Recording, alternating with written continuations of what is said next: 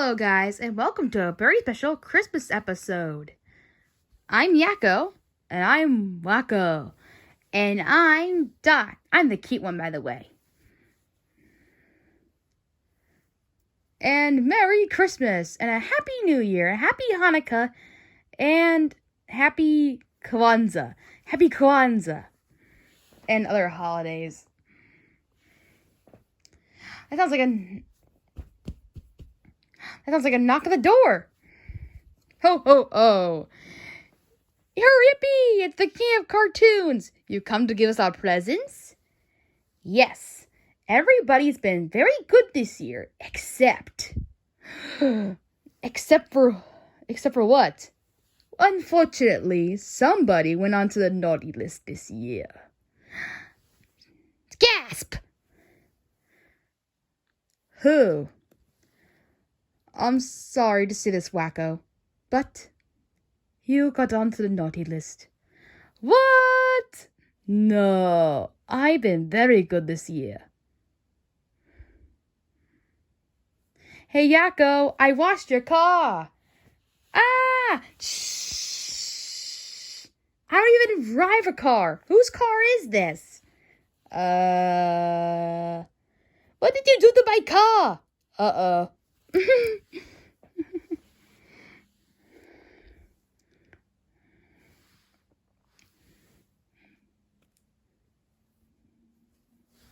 Yakko, come look. I sliced Dot in half. You said this was gonna be a beauty pageant.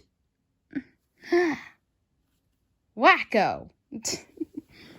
I'm sorry, okay? No excuses, Wacko. I'm sorry, but I'm gonna have to give you a bad movie. No!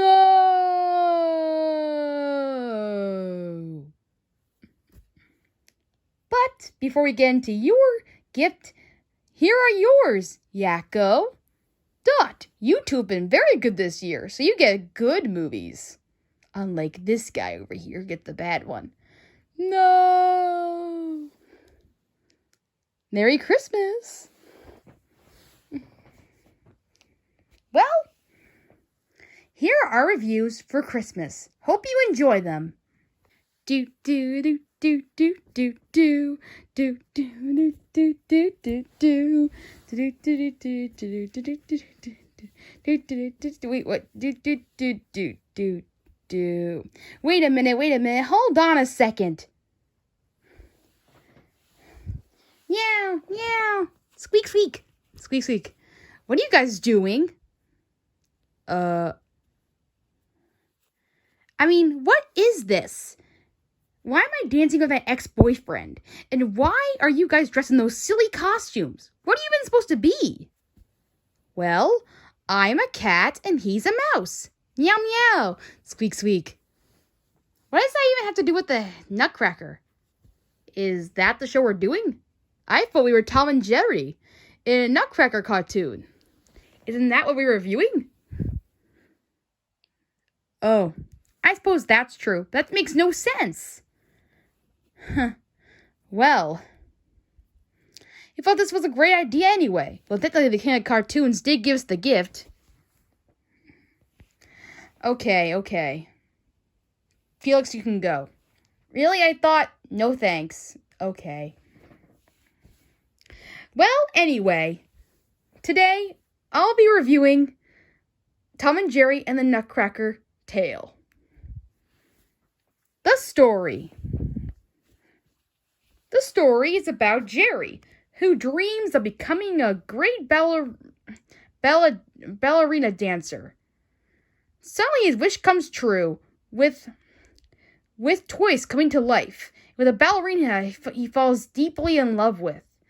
But suddenly, it wouldn't last long, cause the cats, along with Tom, attack his kingdom and destroy everything in their path.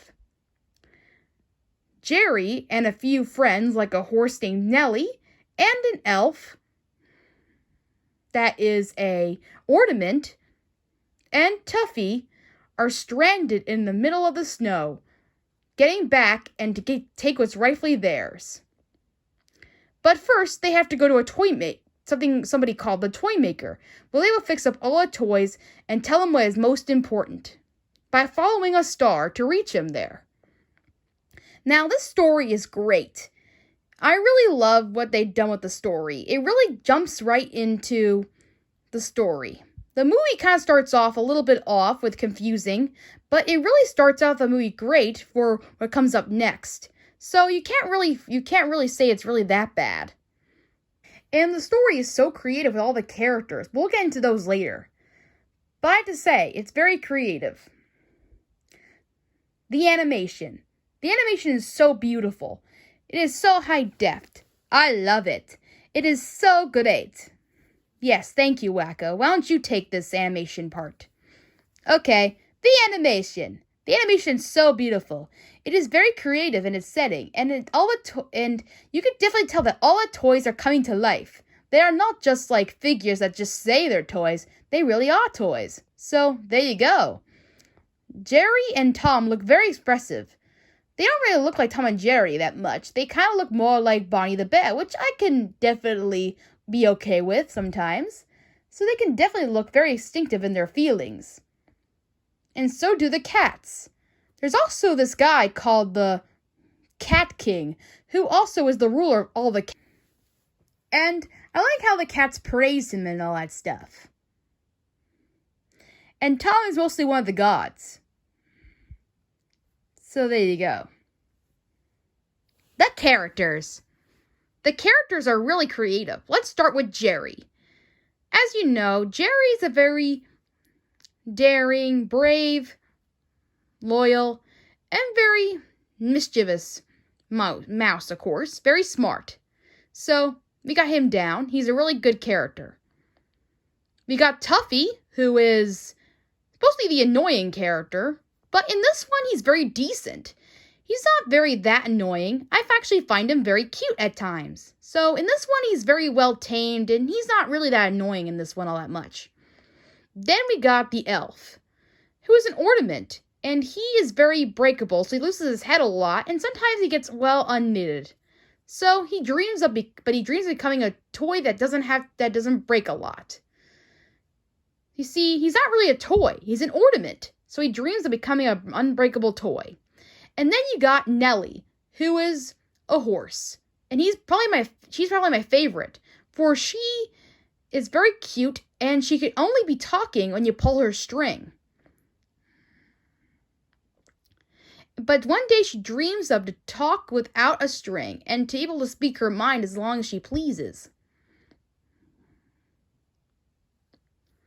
And we also got the Cat King, who is not a very interesting character. He doesn't really do much to integrate the story. The villains that are mostly in here is Tom and the guards. The king doesn't really contribute too much, and all he does is kind of lay around and play with keys all day. He doesn't really do much for the story, really. Of course, he does lead his guards into action, but that's really all he does, really. And then we got the king's advisor, who only kind of breaks the king's fourth dumbness of it all. You see, sometimes the king likes to play dumb, and that's where his assistant comes in.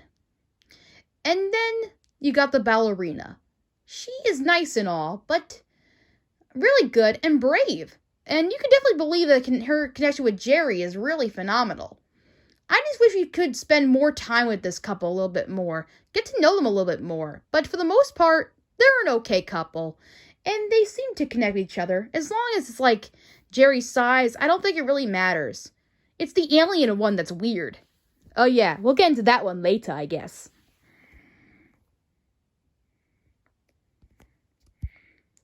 The music. The music is awesome. It is so great how all the Nutcracker music ties in very well with the sound effects of Tom and Jerry and their silly antics. I think it's pretty creative how they use it very well.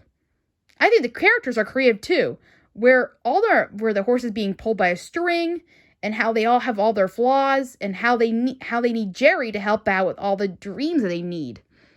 So towards the end, the toy maker, they eventually eventually meet the toy maker. He fixes up all their stuff and tells Jerry that only for his dream to continue to come true, he needs to fight back for what's rightfully his before the sun sets. Can Jerry do it? Well, overall, the story is very awesome and very creative. I really enjoyed this movie. It's a really awesome Christmas treat. So I really love the characters. It's so cute to see them fight and for Jerry, and it's so cute. I just love the story. I'll give it a 10 out of 10. So I highly recommend this Nutcracker story. It is so good. It's way better than any other Tom and Jerry story I've ever seen. I wish Tom and Jerry would do these kind of stories more often, where they don't take the place of the characters. They just follow on the characters. Instead, they take the place of the characters and tell their own story, like this one. But what do you guys think about this Nutcracker story? Tell me your thoughts and comments down below, and we'll see you on the next movies, where my brothers will review their Christmas story gifts. Any of those toys. The ballerina. You really think so? Cute, cute, cute. Oh, isn't she cute? Yeah. I also want to take time to tell you about the narrator. Now, the narrator is not really set on who he is, but we have a few theories on what he could be. I think he could be Santa Claus, or in this story, in this case, the toy maker. Although we're not really sure if he's capable of magical abilities, of granting Jerry's wish or anything like that, but he seems to be following Jerry's stories. Not like in a spy way, but more of a, like he could tell the future type of deal. But who knows for sure? But we have a few theories on that, don't we? Yeah. We might think the narrator is some kind of wizard. Or he could just be a toy maker that has magical values, like Santa Claus, for instance. Since we don't really know who Santa is and how magical and how capable he is, we'll just have to assume that he's magical in this world, and that he granted Jerry's wish. I think it's really nice to think that he did. It was like his little Christmas gift to him. I suppose that's true.